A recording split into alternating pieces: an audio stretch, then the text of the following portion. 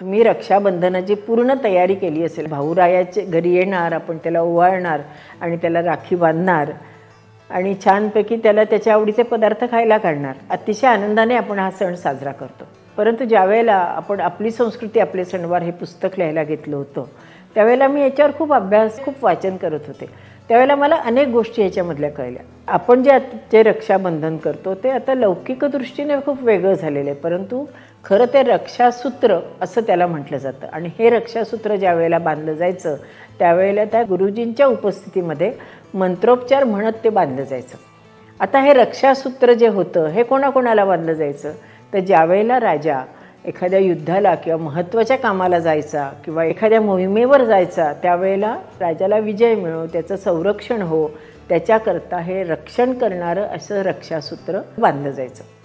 आता हे आपल्याला म्हणजे हे वाचन करताना माझ्या लक्षात आलं.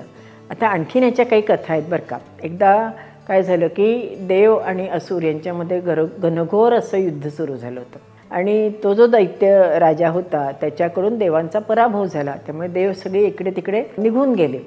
त्यांचा जो प्रतिनिधी इंद्र होता तोही अतिशय घाबरला होता.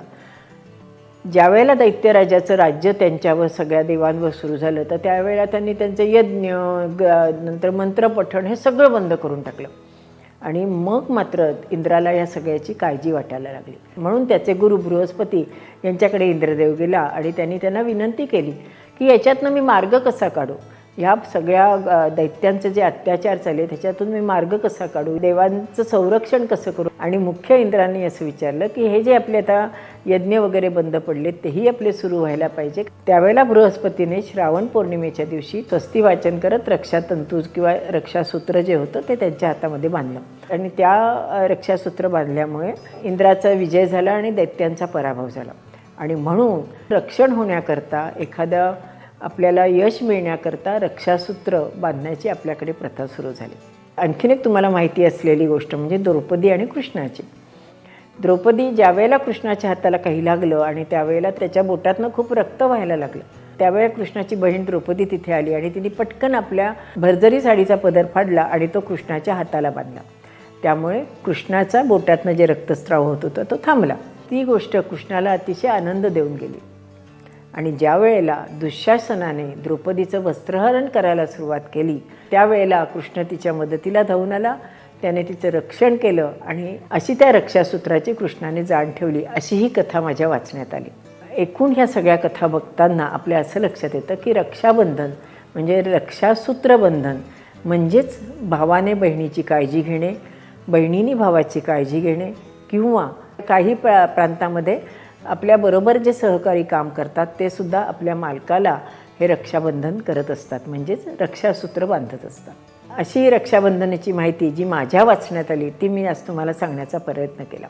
परंतु आता लौकिकदृष्ट्या जर आपण म्हटलं तर आता रक्षाबंधनाची सगळी पद्धतच बदलली गेली आहे. आता तो विधी राहिलेला नाही आहे. भाऊ आपल्या घरी आल्यानंतर आपण त्याला राखी फक्त बांधतो. राखी म्हणजे सूत, रेशमी सूत. हल्ली खूप वेगवेगळ्या प्रकारच्या भारी भारी राख्या मिळतात, पण खरं सांगू का, रेशमाचा साधा एक दोरा जरी आपण भावाच्या हातामध्ये बांधला तरी तो त्याला आनंद देऊन जातो.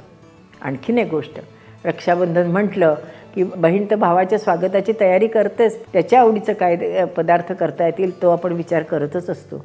एक मोठा सोहळा तो आपण रक्षाबंधनाचा करतो. परंतु आपलं बऱ्याच वेळेला असं होतं की बहिणीला काय गिफ्ट द्यायची, तिला जी आपण भेटवस्तू देतो ती किती रुपयाची आहे, किती भारी आहे ह्याच्याकडे लक्ष न देता ती आपण किती प्रेमाने किती मायेने बहिणीला देतो याला महत्त्व जास्त आहे. कारण बहिणीला भावाची माया आणि प्रेम हवं असतं. तिला भावाकडनं केवढी मोठी गिफ्ट मिळते ही तिची अपेक्षा नसावी असं मला वाटतं. राखी हा नुसता धागा नसून तो शील, संयम, पवित्र, माया, प्रेम ह्याचं एक ते बंधन आहे असं मला वाटतं. भावाला तर आपण रक्षाबंधन करणारच आहोत, परंतु सीमेवर आपले जे रक्षण करणारे आपले बांधव, सैनिक बांधव आहेत त्यांची आठवण आपण नक्की रक्षाबंधनाच्या दिवशी करावी असं मला वाटतं. धन्यवाद.